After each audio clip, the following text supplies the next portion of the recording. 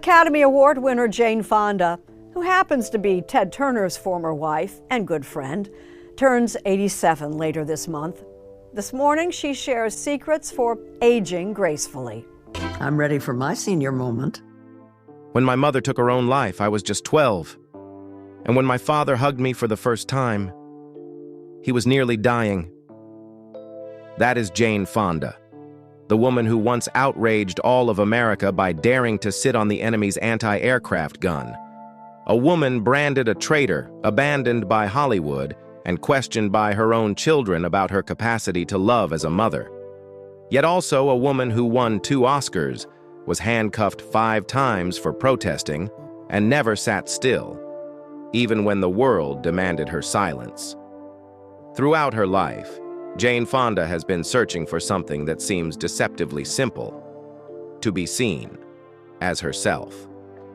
Not as Henry Fonda's daughter, not as the anti-war beauty, but as Jane, with all her wounds, desires, mistakes, and courage. And it is precisely that journey, through 3 fractured marriages, era-defining roles, and moments when she faced down an entire nation's hatred, that turned her into an irreplaceable icon. At 87, while many choose to retreat into the comfort of the past, she continues to do things that, well, make everyone uneasy. So what transformed a woman once cast aside into a timeless symbol? And is Jane Fonda's greatest legacy her fame, or her ability to endure being hated? Join Celebs Discovery as we dive into this dazzling, thorny story, where the spotlight doesn't just shine from the stage, but from the very things no one else dares to say. Early life. Jane Fonda was born on December 21, 1937 in New York City, into one of America's most distinguished families. Her father, Henry Fonda, was not only one of the most respected actors in Hollywood, but also a symbol of moral integrity and humanity through his iconic roles in The Grapes of Wrath, 1940, and 12 Angry Men, 1957. On screen, he embodied honorable, brave men devoted to family and justice, the ideal post-war American figure. But in real life, he wasn't the kind of father a child could yearn for. To young Jane, he was nothing more than a distant shadow, quiet, cold, and never truly present. He could move an entire audience to tears with a single glance on film, yet never once smiled at his daughter. Henry was introspective, stern, and emotionally detached from his family. He didn't hug his children, didn't ask questions, didn't engage in the ordinary moments of their lives. When his wife, Frances, crumbled under psychological distress, he said nothing. When his children needed comforting, he remained silent. Jane once bitterly admitted, "My father didn't know who I was." Her mother, Frances Ford Seymour, was a sensitive woman who had endured deep trauma.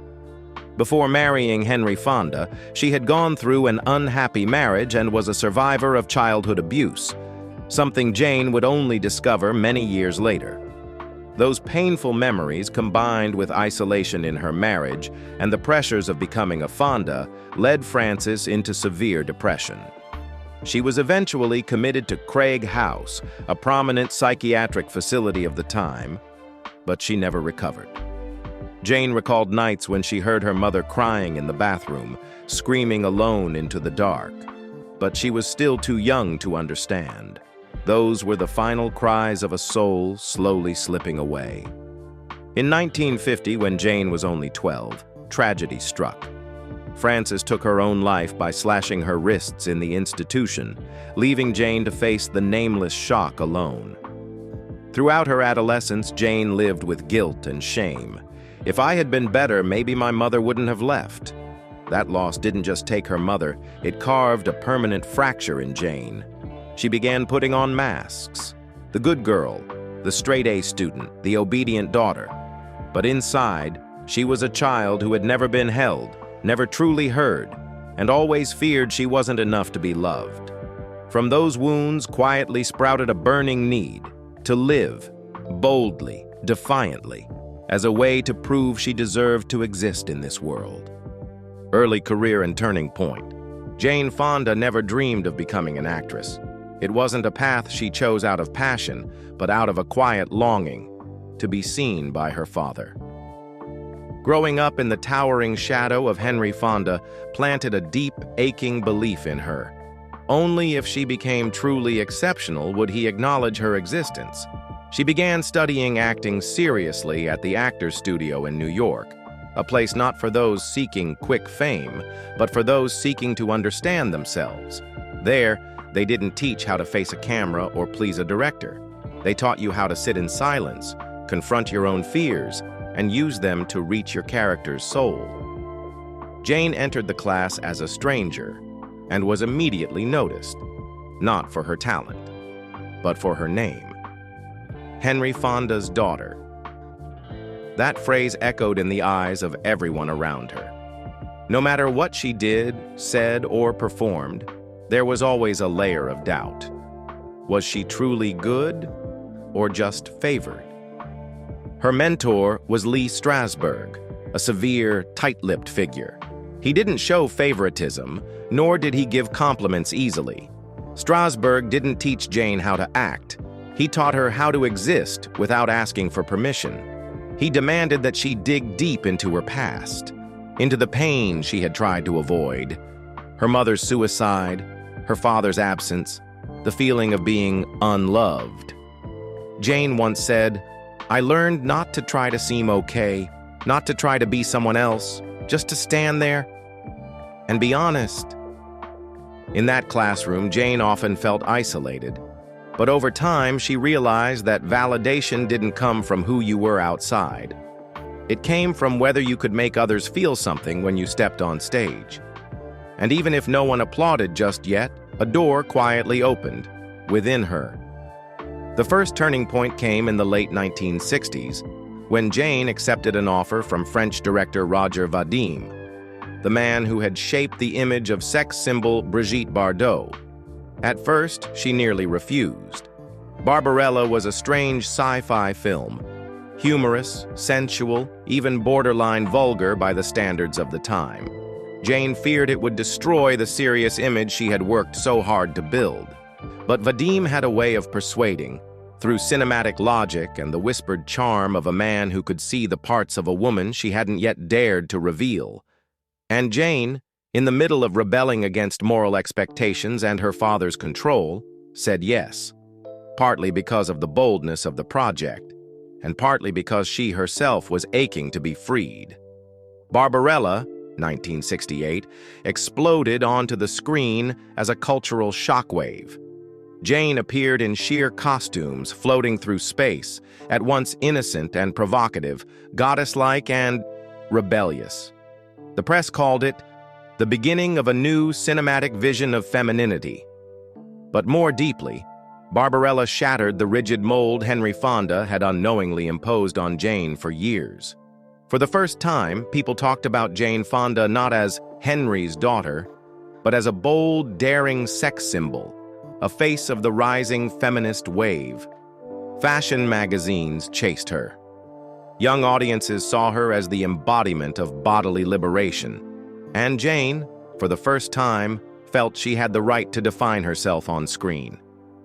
Later, as a prominent activist, Jane would look back at Barbarella with conflicted feelings. On one hand, seeing it as a trade-off, a product of a male-dominated era. On the other, acknowledging that without Barbarella, she might have remained a faint name in an industry steeped in prejudice.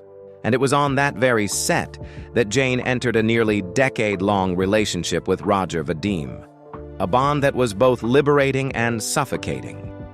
But that's another chapter, full of thorns to be told later. But Jane didn't stop there. After being labeled an unwilling sex symbol following Barbarella, she quietly shifted, seeking roles with emotional depth, grit, and a direct reflection of society's struggles. This was no longer Jane Fonda the beauty. It was Jane Fonda, courageously stripping off every mask to become the raw truth of real life.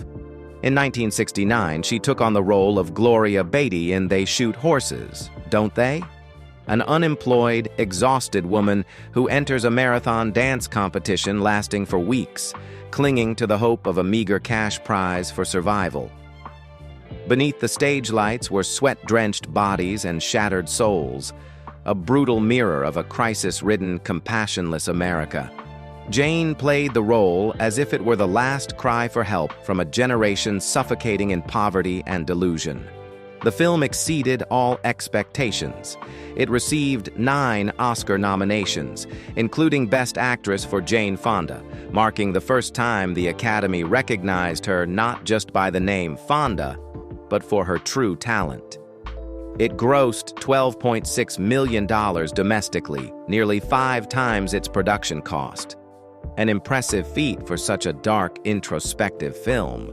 But the true peak came in 1971, when Jane played Bree Daniels in Clute, a sharp, intelligent, independent call girl carrying deep emotional scars. Bree wasn't a victim, nor a fallen woman. She was the embodiment of a modern woman in the post-1960s era, fully aware of who she was, yet unsure if she had the right to live her truth. Jane didn't act Bree, she lived her. Every gesture, every look, the outer coldness and inner trembling, all shaped a leading lady like none before. One who didn't aim to please, didn't seek polish, didn't care if the audience liked her, only that they saw her. That role earned Jane her first Academy Award for Best Actress, along with a Golden Globe. Clute marked a turning point for the female-centered neo-noir genre, opening a wave of layered, defiant women characters. The film grossed $12 million domestically, ranking among the most profitable films of 1971, despite not being a crowd pleaser. And if Clute marked Jane's entry into serious leading lady status, Coming Home, 1978, was her complete cinematic and political manifesto, a double liberation from professional confines and from Hollywood's silence on the Vietnam War. In the film, Jane played Sally Hyde, wife of a Marine officer who gradually awakens to a new reality after volunteering to care for wounded veterans returning from Vietnam.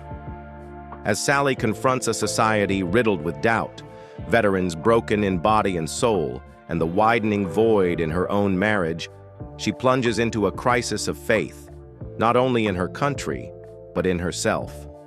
Jane inhabited Sally with every ounce of her guilt and real-life experience. Upon taking the role, she met directly with veterans, recorded hours of their stories, studied classified military documents, and engaged in lobbying efforts against the war. It was no longer acting, it was political action in the form of cinema. Coming Home not only touched the raw, collective wound of post-war America, but also shattered the image of the passive, loyal, supportive wife. Sally became a symbol for a generation of women beginning to question old values and reclaim their voices amid the rubble. The film earned 8 Academy Award nominations and won 3, including a second Best Actress Oscar for Jane Fonda. It grossed over $32 million, a remarkable figure for a film heavy in political content. But more importantly, Coming Home marked the moment Jane was no longer a politically opinionated actress, but a political activist expressing herself through art. From this point on, Jane Fonda had secured her place as one of the finest actresses of the 1970s, respected by directors, critics, and audiences alike. Most importantly, she had proven that fame was not her goal, but the byproduct of her courage to speak truth through art. Yet Jane's childhood dream remained unfulfilled, to stand beside her father in the same frame, not as strangers in real life, but as 2 actors living inside the same story.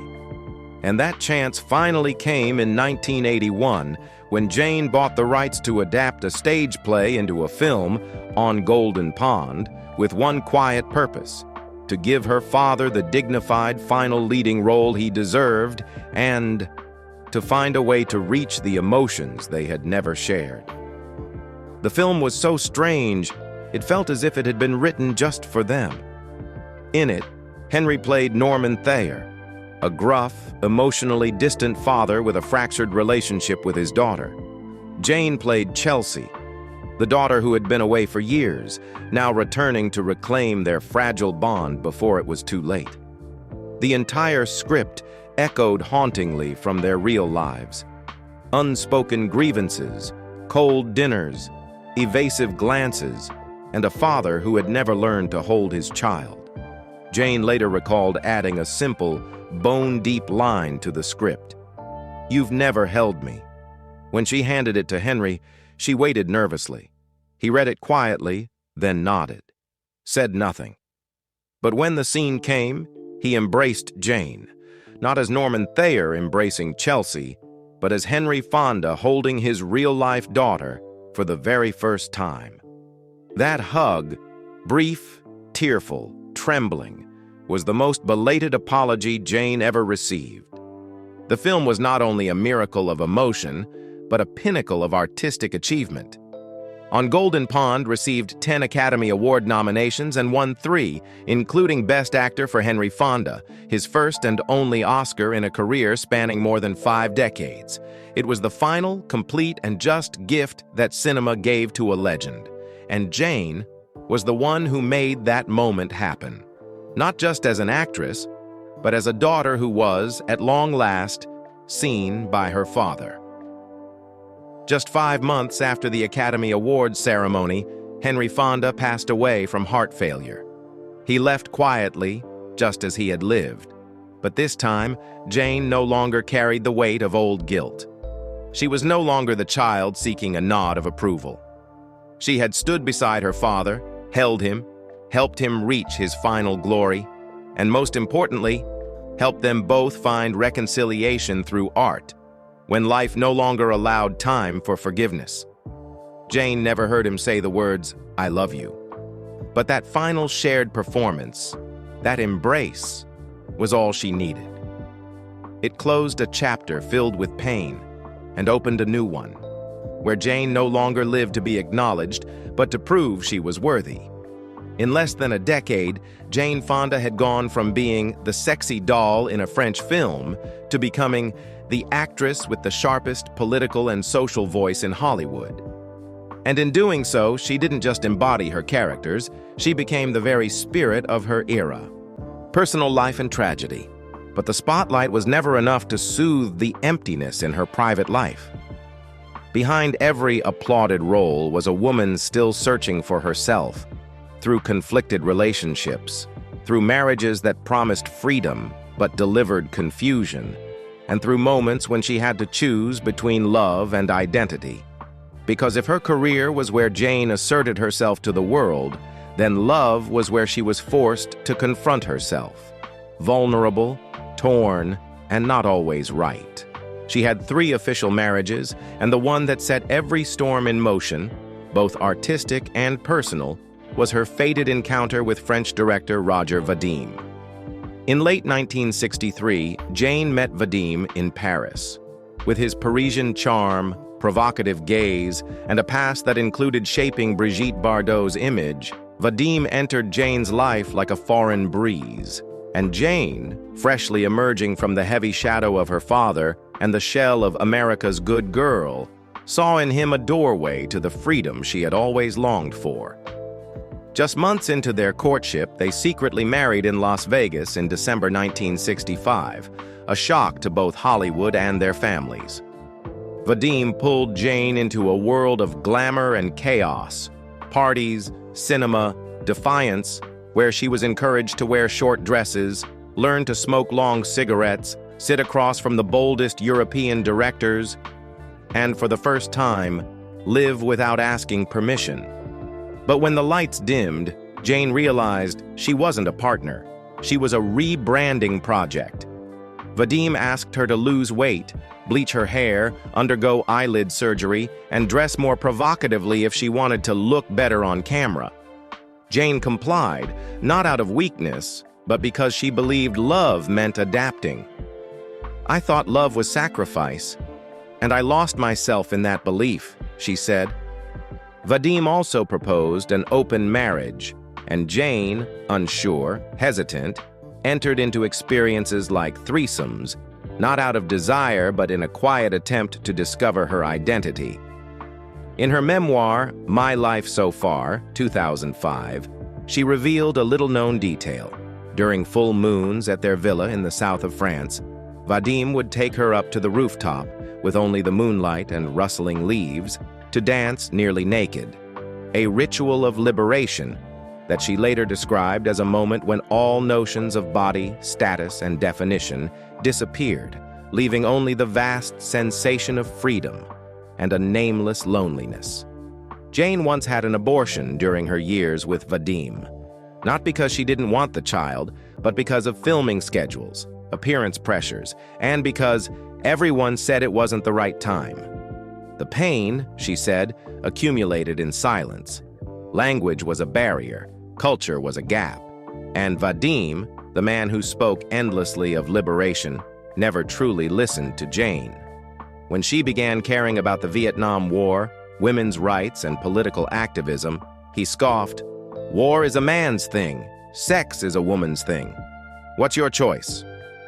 That question felt like a slap, forcing Jane to wake up. This wasn't freedom. It was a more refined kind of chain. In 1968, Jane gave birth to their daughter, Vanessa Vadim. That should have been a turning point to bring the family closer. But in becoming a mother, Jane realized she could no longer play the role of the obedient woman.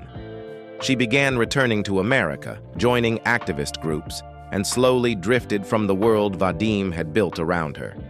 They separated in 1972 and officially divorced in late 1973. No scandal, no legal battles. She simply took her child, a fractured soul, and a quiet vow. From now on, if she loved, she would no longer disappear. But that was what Jane believed. Life, however, never follows the ideals of a woman freshly escaped from the sweet hell of conditional freedom. Just 3 days after ending her tumultuous marriage with Roger Vadim, Jane Fonda stunned the public by quietly marrying Tom Hayden, a progressive social activist and a prominent figure in America's anti-war movement. They met in 1971 during the height of anti-Vietnam War protests. At the time, Jane was stepping away from Hollywood's limelight, and Tom was leading the Indochina Peace Campaign, a place where she found not only a shared cause, but a kindred spirit. Their wedding was modest, just a few close friends in a small house in Laurel Canyon, Los Angeles. Yet within that quiet ceremony was a resounding vow to live together, fight together, and build a better world together. They were not just husband and wife, they were comrades, partners in activism, co-founders of the Laurel Springs Summer Camp for Underprivileged Children. There, among California's trees and sunlight, hundreds of kids once learned to dance, write plays, and believe in their own voices, all thanks to Jane and Tom. In 1982, they adopted Mary Williams, the daughter of a former Black Panther. Once again, Jane expanded her definition of family, not by blood, but by responsibility to the community. She once said, "We didn't want to raise obedient children. We wanted to raise people who question." And for a long time, they did just that, as though love and justice were two sides of the same faith. But in time, that very alignment became a dividing line. When Jane returned to acting, when Jane Fonda's workout book became a global phenomenon, when millions of women followed her every movement on TV, Tom began to step back, not out of jealousy, but because he felt himself being left behind. As an activist, Tom wrote books, shaped policy, stepped into the political arena, but he was never embraced by the public the way Jane was. The imbalance, in fame, in success, in spotlight, slowly created distance.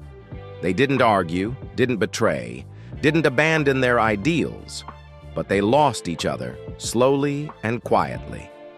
Mary and Troy Garrity, their biological son, sometimes became the threads holding the marriage together, but also reminders of the heavy responsibilities neither of them had truly learned to balance. Ultimately, after 17 years together, They parted ways in 1990. There was no breakdown, just a truth too clear to deny. Love may begin in shared ideals, but to endure, it needs much more. Jane later admitted she sometimes wondered if she could have done something differently to save the marriage. But she also acknowledged it was the right thing, to let us live our own lives instead of being shadows of a revolution that never quite took shape. From Tom Hayden, Jane learned a painful but necessary lesson, that some people come to walk with us, not to stay forever. And like every parting in her life, she didn't look back with regret, but with gratitude. In 1991, just months after ending her marriage with Tom Hayden, Jane Fonda entered matrimony once more, this time with Ted Turner, media tycoon and founder of CNN. The wedding was held privately at the sprawling 8,100-acre Avalon plantation in Florida, with only about 30 close guests. A touching image from that day showed Jane's son, Troy Garrity, walking her down the aisle on her 54th birthday, a moment many believed marked the beginning of a fairy tale. But life after the vows told a very different story. At first, Jane was drawn into the dazzling world Ted had created. Extravagant parties, luxury yachts, private jets, and a high society circle bathed in power. Turner was magnetic, intelligent, charming, and always in control. In the public eye, they were America's golden couple, the once radical woman now standing beside the man who commanded an empire. Yet behind the glitter was a darker truth. Turner held traditional views on life. He expected Jane to be the woman behind the man, supportive, but never eclipsing. But Jane had never stopped being independent, outspoken, and hungry to continue her career and activism.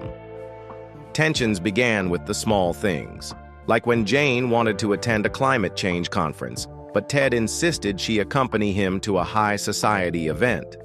For Ted, the ideal life was one where everything was already enough: wealth, status, comfort, and nothing more was needed. But for Jane, enough never meant stopping growth. That divide became even clearer when Jane wanted to return to film. Ted objected, "We already have everything. What more could you possibly need?" A sentence that sounded like love, but in truth, denied her the right to live authentically.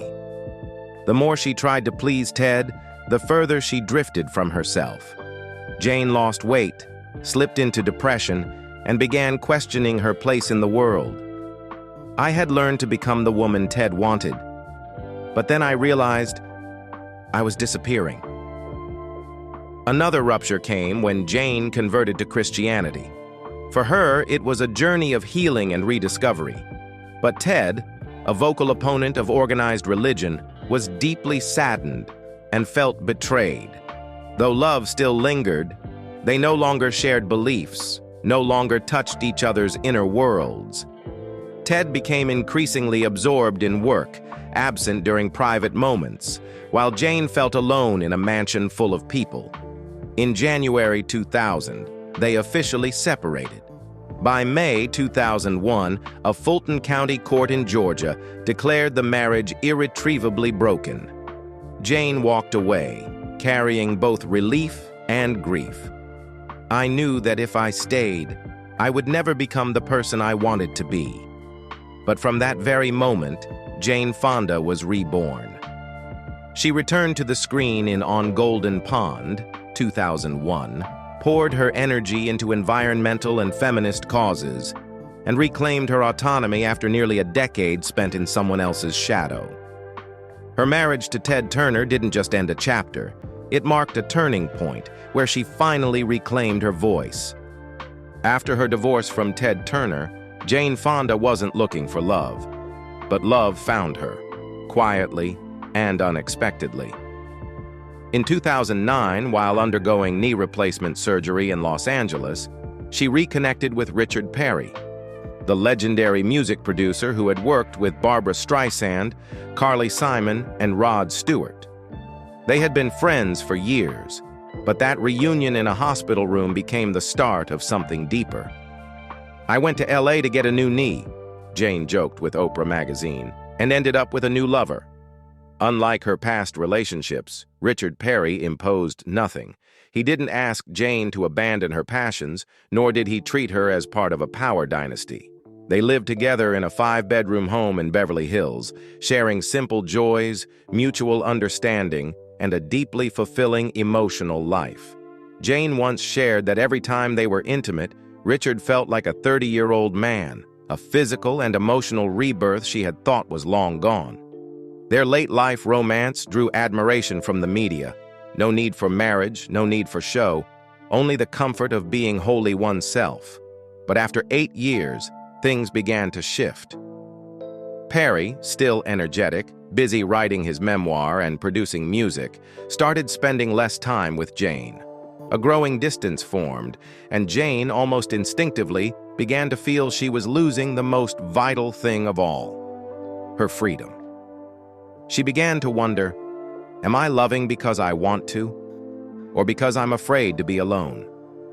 The answer came in 2017. In a candid conversation, Jane admitted she no longer wanted to live in any relationship that involved binding expectations. I knew that if I stayed, I would lose myself again. I needed to learn how to love myself without needing someone else's love to validate it. Perry fully respected that decision. They moved out of the house, listed it together, and remained in touch as deeply understanding friends.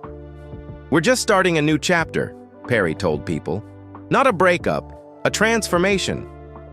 Parting with Richard Perry wasn't a failure. It was the natural conclusion of a woman's journey toward wholeness, someone who had given too much of herself to men. In the end, Jane didn't choose solitude, she chose herself. And for the first time in decades, she felt complete. Throughout her life, Jane Fonda has loved, fiercely, painfully, and then learned to love herself. From the charming but controlling Roger Vadim to the idealistic but inattentive Tom Hayden, from the powerful Ted Turner to the gentle Richard Perry.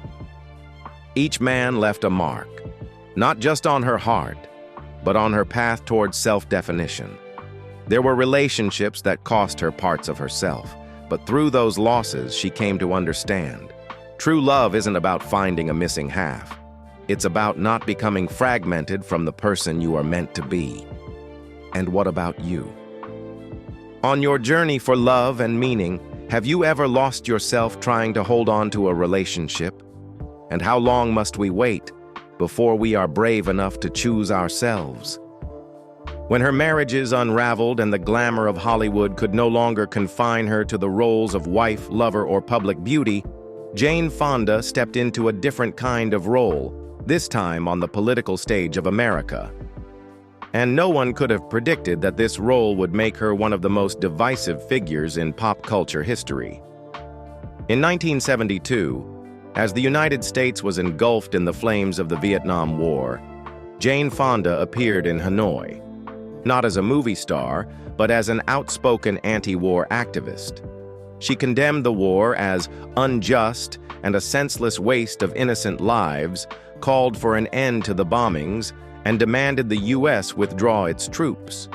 But instead of being recognized as a voice for peace, her actions ignited a public fury unlike anything she had ever faced.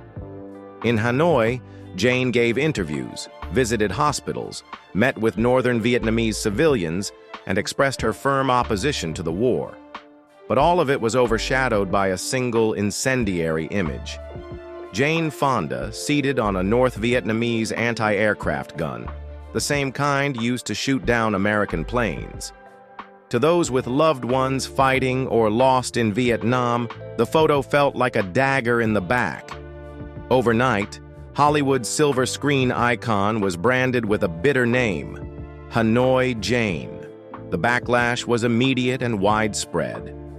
Many veterans saw Jane's actions as treason. Veterans groups organized protests, flooded her with hate mail, and called for boycotts of every film she appeared in. Some vowed never to forgive her, no matter what she said afterward. On television, radio, and in print, her name became a lightning rod. not just for the photo, but also for a statement she made about American POWs. At a press conference, Jane stated that American prisoners of war were being treated humanely, based on what she claimed to have seen during her visit. But after the war, many repatriated POWs described vastly different experiences: torture, solitary confinement, physical and psychological abuse. The public was outraged, accusing Jane of either speaking recklessly, or worse, deliberately denying their suffering to push a political agenda. For decades after, Jane Fonda continued to be haunted by the label Hanoi Jane, a political scar that inspired extreme reactions across the spectrum, though she publicly apologized, calling her photo op with the anti-aircraft gun a terrible mistake that I will regret for the rest of my life, and repeatedly expressed remorse to American veterans. Millions still refused to forgive her. For them, no apology could undo the hurt. Her 1972 Hanoi trip became a deep scar on her public image and career, and a painful reminder that in a country divided by war, no act is universally seen as righteous. Jane fought for what she believed was justice, but the cost was public trust, her professional standing, and a lasting estrangement that lingers even today. The question isn't just, did she deserve such punishment? But also, in a democratic society, does a public figure have the right to use their voice in protest, even if it turns an entire nation against them?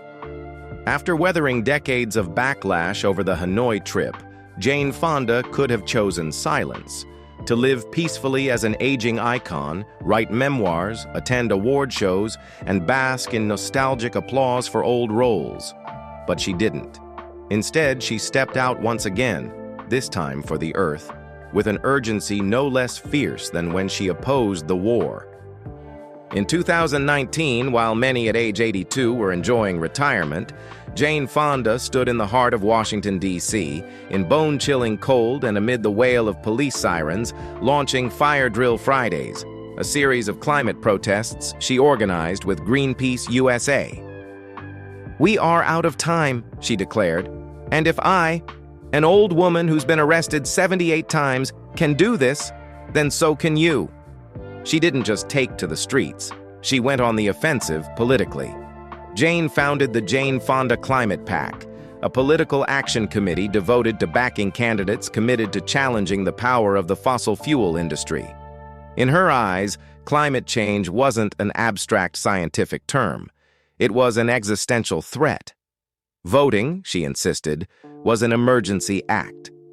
"Don't tell me you love your grandchildren if you're not voting to protect their future," she once said firmly on national television. Fonda didn't preach from the podium and retreat. She lived every word she spoke, donning her signature red coat every Friday, allowing herself to be handcuffed for blocking traffic, refusing endorsement deals from brands that weren't transparent about their climate policies. She was no longer Jane Fonda of Hollywood. She was an 80-year-old citizen with no fear of being misunderstood or labeled. She wasn't seeking approval. She had one goal left: to make people act before it's too late. At 86, when Jane Fonda looks back on her life, she doesn't count the films she made or the awards she received. She counts the ways she tried to make the world better. From anti-war protests to climate marches, from jail cells to igniting the spirit of the next generation, she understands that in the end, a person's worth isn't measured by how much they're celebrated, but by what they've done for others. That's why, when she talks about death, Jane doesn't tremble. What weighs on her is the thought of leaving this world with something still unresolved, unforgiven, or unspoken. She carries a deep regret about the years she neglected her role as a mother, when spotlights, campaigns, and headline-making romances dimmed the voices that needed her love the most. "The moment my child asked me, 'Do you love me?' that was when I realized I had traded too much," she confessed, through tears. But Jane didn't stop at guilt. She acted the way she always has. She devoted more time to her children, cared for her grandchildren, and learned how to listen instead of explain. She began to live more slowly, more sincerely, not to undo what was lost, but to restore trust. She wanted her family to see that she wasn't just a once famous woman or a walking controversy, but someone trying to love and live rightly, even with time running short. In a recent interview, Jane said, "I don't want to die with regret. I want to be remembered as someone who tried, for her family, for the world, for herself." And perhaps between the footsteps left on protest lines and the unfinished memories at family dinners, Jane Fonda's final portrait will be that of a woman brave enough to admit her mistakes and brave enough to make them right. Legacy and impact. Even if she had stopped at 2 Oscars, 7 Golden Globes, and a towering filmography spanning over 6 decades, Jane Fonda would still be remembered as a Hollywood legend. But what sets her apart, what elevates her beyond every conventional definition of a movie star, is her ability to transform fame into a weapon, to fight, to ignite change, to breathe life into what once seemed impossible. While her peers chose silence or stayed apolitical, Jane stepped into the streets. While other actors stayed within the safe confines of public image, she willingly got arrested, not once, but 5 times, marching alongside thousands of young people in the Fire Drill Fridays climate movement. She founded the Jane Fonda Climate PAC, extending her influence into the political sphere, determined to stop dirty fossil fuel money from corrupting the Democratic vote. Back in the 1970s, when feminism was still taboo in Hollywood, Jane was already speaking out for abortion rights, gender equality, against sexual violence, and racial injustice. She didn't just say the words, she lived them. She fought. She accepted the loss of roles, of reputation, of her carefully curated beauty, all to claim a voice for women. Of course, those choices came with a steep cost. Her name was dragged through the mud, her films boycotted, and at one point, much of America branded her a traitor. But what's most admirable about Jane Fonda is not that she was always right, but that she never betrayed her beliefs just to please the crowd. She dared to live with her mistakes, to apologize, and more importantly, to keep moving forward, unwavering and unafraid. Jane's legacy isn't framed in glossy stills or red carpets. It lives in every step she took in protest, every movement she fueled, every generation of women and men who now dare to stand up for justice, for truth, for a future no longer dulled by fear or compromise. She is not just an actress. She is a fire starter of revolutions, through courage, through controversy, and through a life that simply refused to sit still. So what do you think of a woman who dared to confront Hollywood, the government, and public opinion just to defend what she believed was right? Could Jane Fonda's greatest legacy be her willingness to go first, even when no one else followed? Current life. In 2017, after nearly a decade with music producer Richard Perry, Jane Fonda chose to walk away from what she called the final romantic relationship of her life. She wasn't angry nor heartbroken. She simply admitted, "I still love, but I need to be myself." At nearly 80, when most people choose rest beside a partner, Jane chose solitude. No compromise, no restraints, no retreat. Solitude didn't weaken her. On the contrary, she stepped into a new phase of life with full energy and conviction. She launched Fire Drill Fridays to fight climate change, was arrested 5 times for protesting, and never once faltered. She founded the Jane Fonda Climate PAC to support politicians committed to environmental protection and rallied young voters to act, not just with their voices, but with their ballots. At the same time, Jane never withdrew from art. She continued acting, writing books, recording podcasts, producing documentaries, and hosting empowering talks for older women. In memoirs like My Life So Far and What Can I Do?, She didn't recount her life as a legend, but as a woman still learning from her mistakes, her wounds, and everything she didn't get the chance to live. At 87, Jane Fonda had no hesitation drawing clear boundaries when she appeared on the cover of Harper's Bazaar, stating firmly, "I don't want to be in a sexual relationship again." She admitted she still fantasizes about someone who truly respects women, but had no desire to re-enter physical intimacy. Reflecting on a lifetime of emotional ups and downs, she concluded, "It's not them, it's me." She both yearns for love and fears the vulnerability that comes with intimacy, and has learned to accept that contradiction as an inseparable part of who she is.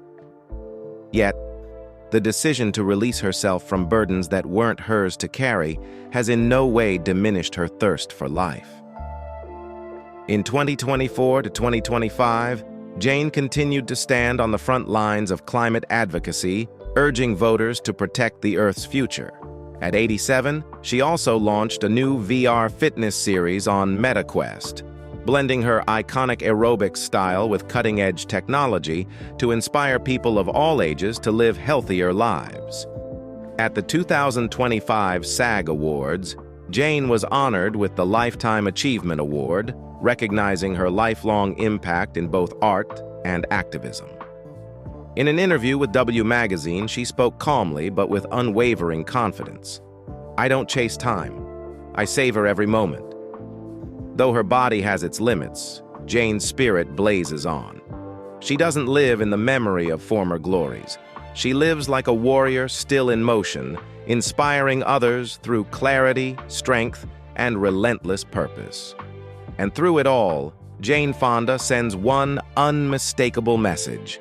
Know yourself. Say no to the weights that don't belong to you, and believe that true freedom is the foundation of how we love and how we are meant to be loved. Jane Fonda was not born to be an icon. She became one because she dared to do what so many fear: go against the current, against the expectations of a prestigious family, against Hollywood stereotypes, against the silence society had long imposed on women. From a girl carrying the scar of her mother's death to a young woman known only as Henry Fonda's daughter, Jane refused to be boxed in. She chose to pay the price, to fight, to dive in, and sometimes to be wrong, but never, ever to stop moving forward. Throughout that journey, she was called a traitor, an opportunist, a woman who was too loud.